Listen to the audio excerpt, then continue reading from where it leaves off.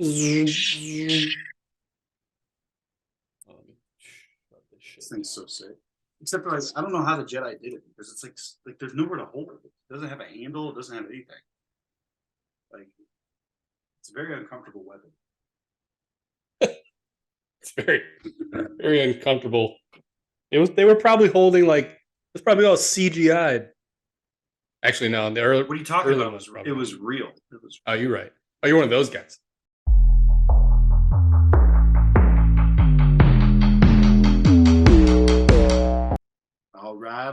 All right, and welcome back. Well, Matt McConaughey for you. Welcome back to another episode of Value Nation. This is a show full of random events, just like life. But more importantly, we're here to help everyone understand appraisal and appraisal management business just a little bit better. We're going to keep it light, have some laughs like we always do, usually at our own expense, and talk about some headlines in the housing market. Don't forget, watch us, listen to us, follow us with YouTube, TikTok, Instagram. Are we tweeters? Are we Twitter? I believe we're on Twitter. Charlie, you got to help me out here every once in a while. Twitagra? Yeah. Yeah. No? Yeah. No. I think I said the TikTok. No, not on Twitter. Anyways, we're out there. Apple Podcast app. Like, subscribe, tune in. Let's do this. All right, man. So what we got? How about some what kind of plans you got for the holidays? Yeah, absolutely nothing. I love it. You love it? Yeah. Really nothing. So, shared custody situation here, and we rotate every other year back and forth. And last year my daughter stayed with me on Christmas Eve. So I'm loaning it up on Christmas Eve this year. So I guess that's a good segue. So tell me what's your go-to Christmas drink from there? Because you're going to be sipping on a couple of them on Christmas Eve by yourself.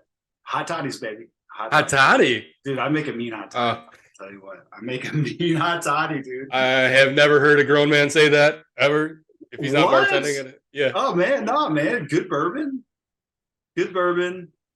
Some honey, some lemon, some hot water, man. That's my go-to if I'm like feeling sick. I'm starting to get cold. Well, yeah. Oh, yeah. I'll just take a shot of JMO right to the face if I'm feeling sick.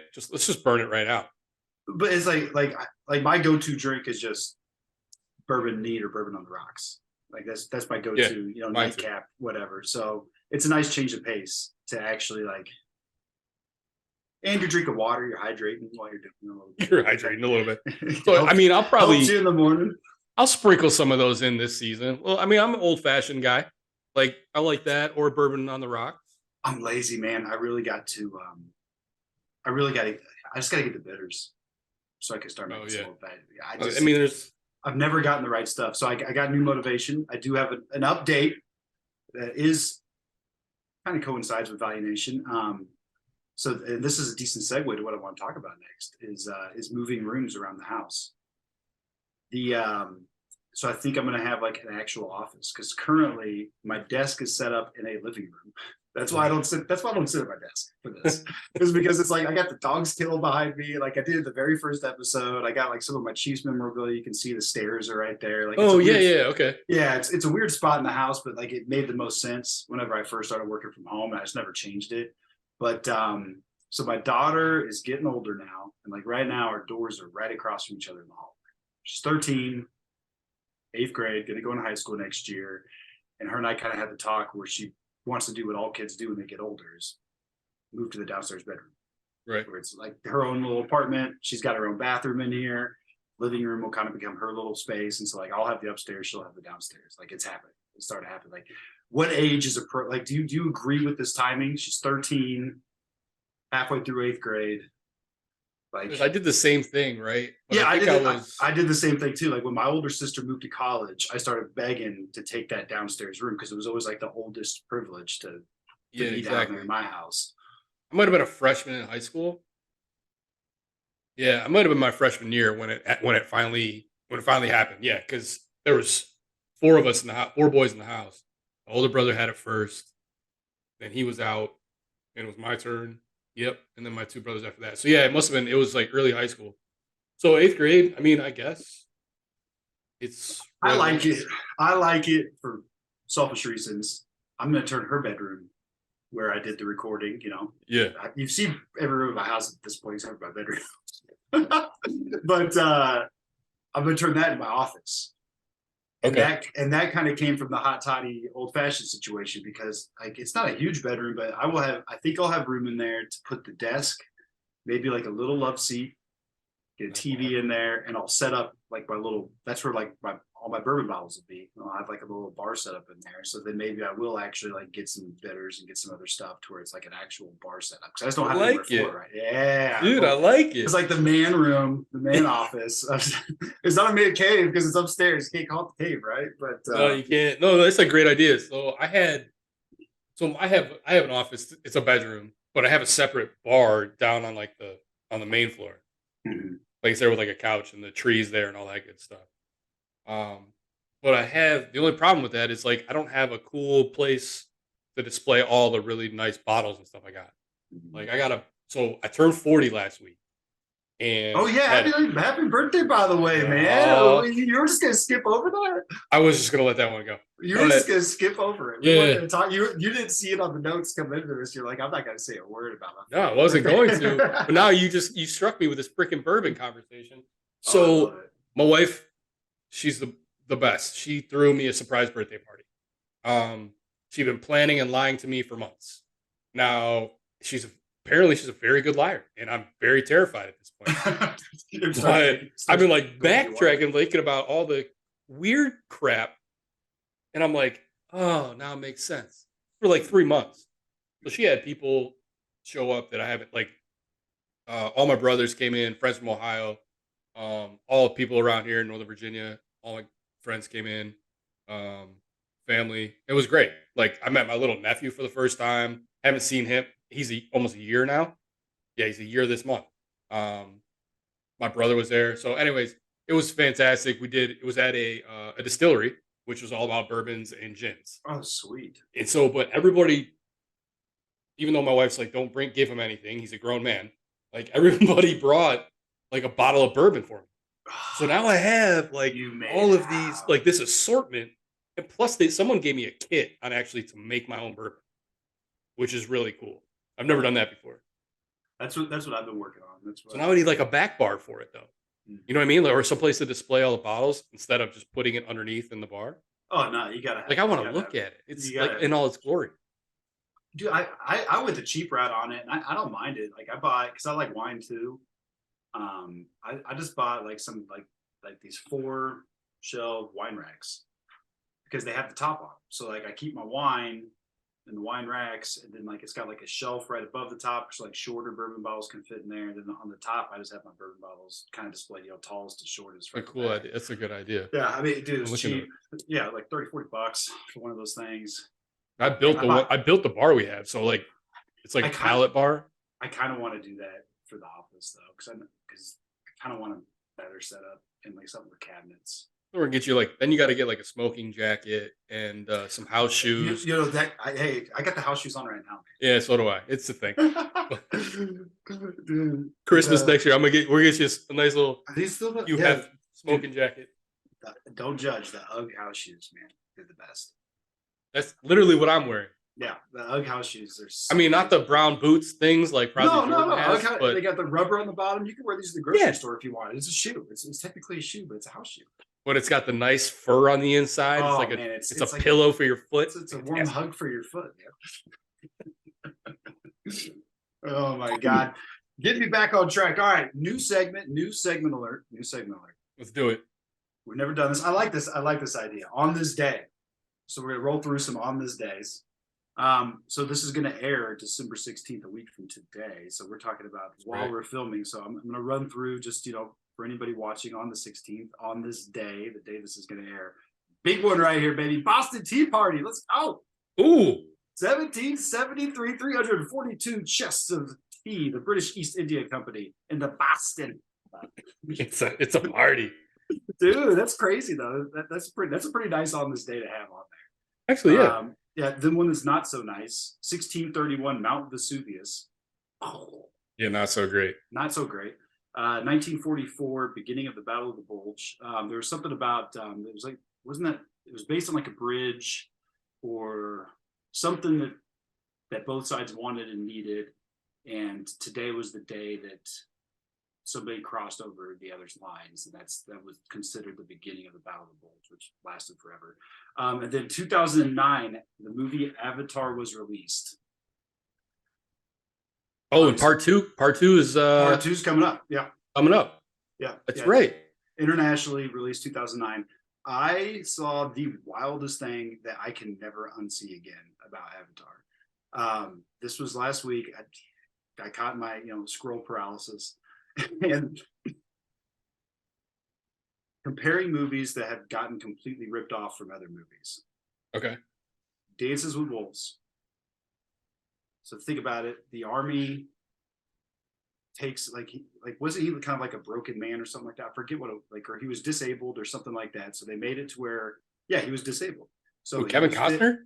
He was deemed unfit for action. Right. Yeah, so that's what it was. So they sent him to go befriend the Indians and then make it to where to teach them about our culture and about the colonization that was coming their way. He ends up becoming more than just friends with them, learns their ways, embraces their ways, falls in love, then ends up fighting with the people that he was sent to colonize against the people he was sent there by that are trying to colonize them.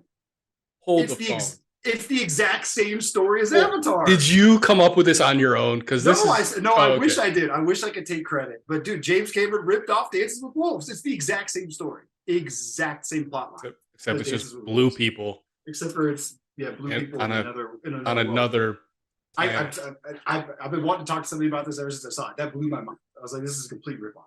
Complete ripoff. I wish I was smart enough to come up with these things. Oh my gosh. Okay.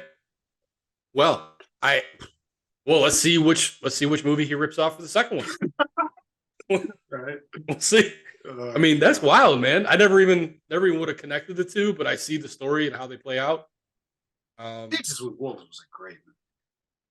That's another one you could fall asleep during, but still, it's a good movie. Yeah. It's long. God, it was long. How about some magic mortgage numbers? Magic mortgage numbers. I can't believe you turned this into a thing, but okay, we're gonna run with it. The magic mortgage numbers. If I can't even say it. Magic mortgage. I can't say it either. Magic mortgage numbers. Or what if we did like that? You gonna play? A little simple. Give me some. All right, so let's see. All of our data, as we know, is through what? This is for up through October, right? Numbers will be out. Yeah, they released the numbers on the 18th or something like that of the next month, so it takes a little while to go through it all. Let's see. But before we get into that data, today's magic rate is 6.33 on a 30-year fixed. We're coming back down. That's 4 straight weeks of the rate coming down. What were we at last filming? 6.49 was okay. Oh yeah, down from 6.49. Is that? Yeah. Read your notes, Michael. Read your notes, Michael. It's coming down. It's going in the right direction. Buying power still is questionable. They say that the buying power the inventory and the amount of home purchases for the values of 100,000 to 250 and anything over $1 million, those two segments are way, way down. Really? Yeah, and they say they attribute that to so in the lower half, it's availability and what's there, right? And then for $1 million plus, it's all those people have taken a bath in the stock market and any kind of their 401ks, everything. So they have less to pull out for down payments and stuff like that. Interesting, but that's a wide range in the middle. What are we talking about? 250 plus up to $1 million. What else? Right, give me numbers. I got you. Ready? 9 straight months of existing home sales declining as of the end of October. No kidding. Yeah, the number of sales. But that's still wild if you think about it. 9 straight months of the number of homes being sold declining. Well, yeah, after the last 2 years we've had. Let's see.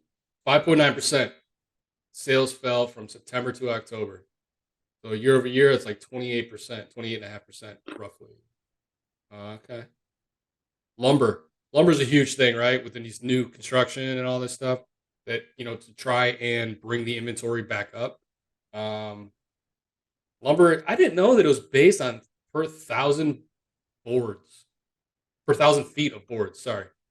Yeah, you gotta have something to determine the price. Yeah. I didn't know that. I would have Yeah. Well, assumed, that's how it's like the stock is traded. yeah, Like gold and crude it's oil. an Crude interesting oils. because you see that's why the numbers get so big. So like as of right now, they're going at 419, $420 roughly per thousand feet of boards, right? Say 420.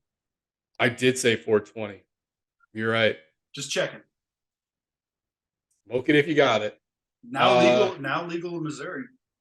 Is it? Well, it's legal in Virginia too. Yeah. That's a down $420 per thousand feet of board of lumber, down 70% since March. It peaked. It peaked at over $1,400.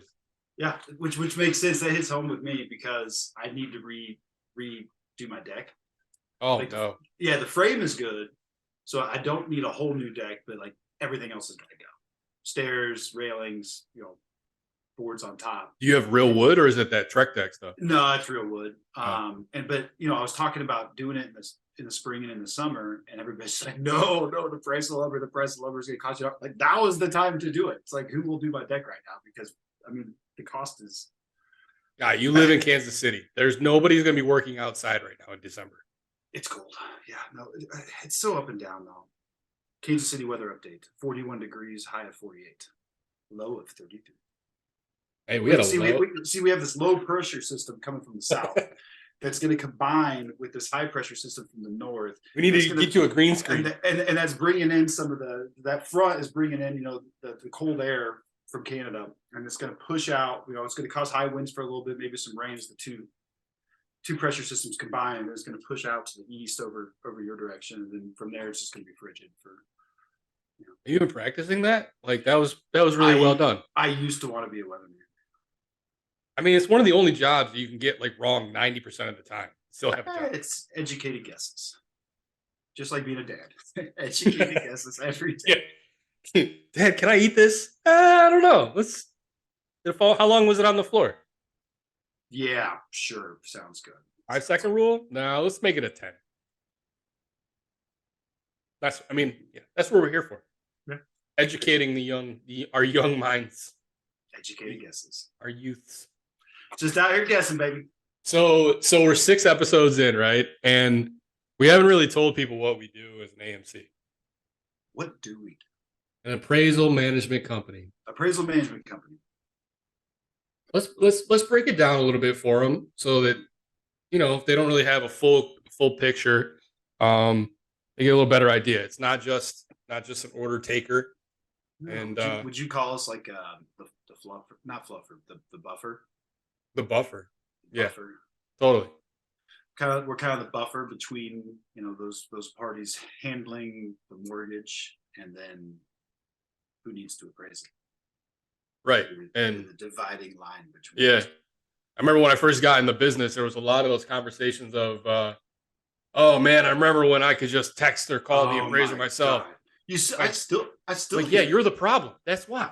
I still hear that, like, yeah, back in the day, I could have just called the appraiser myself and talked about this. But like, no, well, yeah, that was it's a little bit of a conflict of interest there. So yeah, a little bit. I mean, the fact that people are still saying that, and AMC's like, we're the first AMC license in the country, and we've been around for what is it, 13 years, 12 years? Yeah, we're not the oldest AMC. Not the oldest AMC, but we're the first licensed guy to get a state license. Yeah, Arizona, right? Yeah, Arizona, 001. But so the AMC is there to, like, we provide a service. Like we're not necessarily providing a product. We're providing a service that helps troubleshoot through the entire appraisal process, and also helps check the boxes on a bunch of requirements and things that are needed to be done along the way and after the report's completed. Right. A lot of those sticky compliance pieces that are now required, or if it's like a FHA file, USDA, all those guys. Like, there's a whole nother level of checks and balances that an AMC will do for files like that. So Yeah, yeah, you got to make sure certain things are getting done during the inspections. It's not as simple as, like, we touched on what happens during appraisal, and yeah, it really is kind of a simple thing. It's not the same as a home inspection like what we talked on that episode, but there is certain requirements based on the loan type, that right. certain things have to be inspected and tested for some loan types versus the others. And obviously the company you're working with as an AMC has to know those things and double check the report to make sure all those things are touched on and present before it gets delivered. And then, to add one layer to it, I mean, it doesn't, I guess we can kind of go out of order here. It doesn't necessarily matter. After we review the report and everything's touched on, we checked all the boxes, report's good to go and be delivered, satisfactory. Then there's these various portals that we have to upload these reports to as well and deliver those to lenders and mortgage companies, banks. FHA has a special portal, has to go to Fannie and Freddie, has to go through UCDP and produce SSRs and send those through. And then sometimes those SSRs fail, sometimes upload fails. Then you got to go back, look through the report, figure out, okay, we got this error message. We got to grill our support staff. Be like, guys, fix this right now. I do it myself. My background started, my AMC journey's nuts. Another sidebar. I was like QC strictly, then like QC escalations, QC management, then went over to vendor management and went to like vendor management, then upper vendor management, then vendor manager, then like operations manager basically, and then sales and account management is basically where we're at now. So it's like I've gone through the whole spectrum, and it's like I can't stand waiting to get stuff done. So I have, I got my access, I got my username and password for those various portals. And when an error comes up, I die. Like most of them are so easy fixes most of the time. But the thing is that's a big benefit to using an AMC is we have staff and lots of staff who understand and know and have seen a million of these errors, versus trying to handle it yourself as a lender. And then reaching out to people trying to figure out, okay, well, we're getting this, it says the XML file, which appraisals are uploaded in XML files. There's a HTTP8 code error, blah, blah, blah. What does this mean? And it's like, well, you got a corrupted XML. It's basically like you need to get that from the source, save it once, upload it to the file, it should work. It's somehow getting corrupted through emails is what I found on that one. Like it's little tidbits like that we've seen a million times because we deal with multiple different clients. So we deal with a larger volume of orders. So we're going to see more errors than a lender would see just dealing with strictly their appraisals. So we learn from the sheer amount of volume that we do. So we're going to be able to help you out, troubleshoot things a lot quicker and get you your report and all the necessary documents. Which is all anybody wants to see in the end, right? They want service, man. Service with a smile. Service with a smile. All day. Tangent. There's another Schwartz tangent. Schwartzy tangent. Yeah, I don't know. Let's get going, man. I get fired up talking about appraisals. What's another big piece that you would say people forget that we do? Well, obviously the most obvious one is we have to find appraisers and assign orders. And that is, some people you talk to, do you ever notice some people will reach out to you like, it can't be that hard, just find an appraiser to send it to. Like it's really not that easy. Like it's not like we get an order, we double check to make sure everything's correct in the order. Address is tied to USPS, so that's correct. Loan type matches the product. All the necessary information's in there. Then we go like, okay, well, what appraisers are in this area? And it's not like, all right, well, this guy is 5 miles away, ratings are good, checks out, click send, and then done, forget about the order. It doesn't work like that. It doesn't necessarily mean that guy's going to accept the order. Yeah, that's the biggest piece, especially when everybody was really busy over the last couple of years, right? It took a lot, and there were extended turn times because of it. And let's be honest, like everybody has heard this, I'm sure, at one point or another, that appraisers that's an aging / dying employment job, right? Average age of the appraiser is what, 65 or something like that. I remember somewhere talking around about there. that 7 years ago, and it was like 55, 58. Yeah. 60, which means so these dudes are getting older. It's only gone up since then. Yeah, they're only getting older. and we're regulations and rules that are in place that make it extremely hard for someone new to come in and be a part of this. So yeah, so to your point, like there's no guarantee that since there's such a small pool, there's no guarantee that that first guy that looks great on paper, that his schedule's going to line up. It doesn't mean he's That's going the to accept. big thing. It doesn't mean he's Yeah, going to accept the order. We can't. And then it always comes into the question on cost. You know, a lot of people don't understand the cost on appraisals, and like we cannot dictate and tell appraisers, you know, what they can charge on order. right, right. That, that goes against a lot of stuff. We're going to get a lot of state violations if we're telling them, you know, you have to take it this amount of money. So, you know, the reasonable and customary thing comes up. We have to make sure that what we're paying these appraisers is reasonable, customary, you know, against the vast majority of appraisers in that area. And you can kind of use that to gauge to see if an appraiser just happens to be charging you or something along those lines. But yeah, man. So we have to have checks and balances in place to make sure, you know, if we assign an order, it's getting followed up on in a timely, you know, reasonable amount of time to make sure it is accepted. If it's not accepted, we start looking at other options. And there's, you know, a high percentage of orders where we're having to reach out to multiple appraisers to see if they will take it on a decent amount of orders. So I mean, there's a lot of work that goes in even before the file gets accepted. Right. Yeah. There's a lot of that. A lot of that. The verification piece is huge too, like you mentioned. Yeah, Making sure everything lines up there. I feel like I feel like the most important part of the appraisal process for an AMC is getting the order accepted. Like the clock starts ticking Yeah. for everybody once that appraisal is ordered, and the faster you get that thing accepted, usually the faster you're going to get it complete. Accepted, and then our team goes on and makes sure that to help, if necessary, facilitate the scheduling with the borrower or the point of contact, and that can be a process in itself as well, right? Because deal with people, deal with schedules. yeah, and sometimes you're dealing with an assistant to an appraiser, you know, an office manager, what have you. The borrowers all have their own window of opportunity. Everybody has, you know, people have jobs.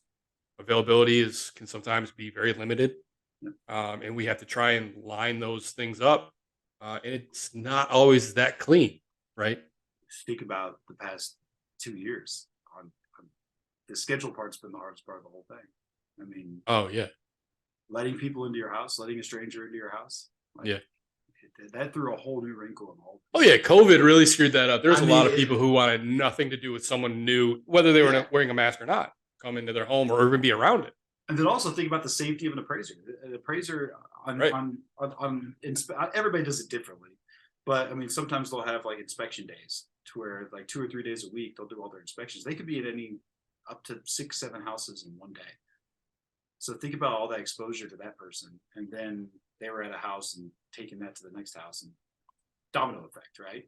Right. Like a couple days a week. So think about their safety too. I mean, the whole thing was a logistical nightmare for the past couple of years. And if you weren't working with somebody who, as far as an AMC goes, who you trust, who has your back, who's there for you, and kind of has an idea of what they're doing, and has the manpower to handle like the length of time an order was taking as compared to, you know, no virus, no restrictions, no nothing, man. You were struggling. You were struggling if you weren't working with someone that knew what they were doing. Right. I mean, all the regional guys and smaller players, if you will, they had, you know, they had best intentions in trying to help facilitate some of the orders during that time frame. But you said like they didn't have the manpower to really stay on top of it when we were going through an industry time or a market that was bigger and crazier than anyone we've ever seen. Yep. Right. For 2 straight years. That was the time where manpower was probably the biggest. Like the amount of touches an order gets, the amount of times an order gets opened up to do something, whether it's checking up on status, reaching out to an appraiser to see if everything's going all right, you know, checking like the amount of touches per order. I bet you would probably double during that time easily. Oh, I would. So if you didn't have the people to check up on orders, I mean, you were struggling, which we do have the people, and we still do have the people. We still do have a large staff. I mean, obviously times have been tough for everybody, but we still have a large staff here that's ready for more, man. Bring it. We got like bring on the orders. Bring on the orders. Bring on the orders, man. Little plug. I mean, we're ready. We got stuff to do. We are ready. We got time for you. Call us, email us, text Call us, us, hit us up. DM. So yeah, man. I mean, do we even want to go down the rabbit hole of post completions? You know, like our job still isn't done after we've delivered the appraisal, delivered all the necessary documents. Our job still isn't done because underwriting still has to go through the file. Underwriting could require some more comments or clarification on things the appraiser touched on in the report. So we have to handle that process, reaching back out to the appraiser. And then what if they don't agree with the appraiser's final opinion of value? Oh, that never happens, does it? Yeah. What happens there? We've been, we're in a good position to where we've empowered a lot of our lender partners and brokers to, place revisions that they're comfortable replacing, right? But there's times where they need a little extra direction or help when it comes to maybe a value rebuttal, or they want some clarity on some things, and that's where we come in. You're as the escalations, and then we have to go to the appraiser and say, all right, well, they want some more explanation around this piece, or they want you to consider these other comps because the lender feels that they're a better representation of the market, right? And so then we have to play more middleman, more back and forth between us than the LO or the underwriter. That part can be rough sometimes. Can be, yeah. Especially with the way market values went up so much in the last year. Do you think we should change? Like, I'm going to change my email signature to appraisal counselor. Ooh. Yeah. You don't want to open up that can of worms. Everybody's going to find it. We're the Everybody's gonna find that middleman. email. We're trying to make everybody feel good, do the whole thing, trying to be like, okay, yes, I understand that you're not a fan of what's happening here, but this needs to be done. All right. I know you're not a fan of the way this was done, but we're working on it. Like, we're the appraisal counselors. I think that's a wrap, my friend. I think we've completely checked off every single box that we had for today. Make sure to go out and like us, subscribe on our YouTube channel, IG, Facebook. Click the little icon. Click it or ticket. TikTok. Mike's gonna be TikToking. Maybe we'll do a TikTok takeover. I was thinking we should do that. I was thinking we need to get ourselves out there. The people want to see us. The people want to see. We should jump on these TikTok ticker, whatever it's called, trends. Man, I don't want the TikTok on my phone though, man. We'll have to make me agree. I'll do it on Instagram. All right, we'll do that. And feel free to. You're gonna start seeing more of us on a weekly basis. They want to see us. Feel free to DM us. Let us know how much you love the show. We're sliding the DMs. It goes down in the DMs. Or if you want to partner with us, there's an idea. Always drinking something, snacking something, wearing something. And so we'll see you next time.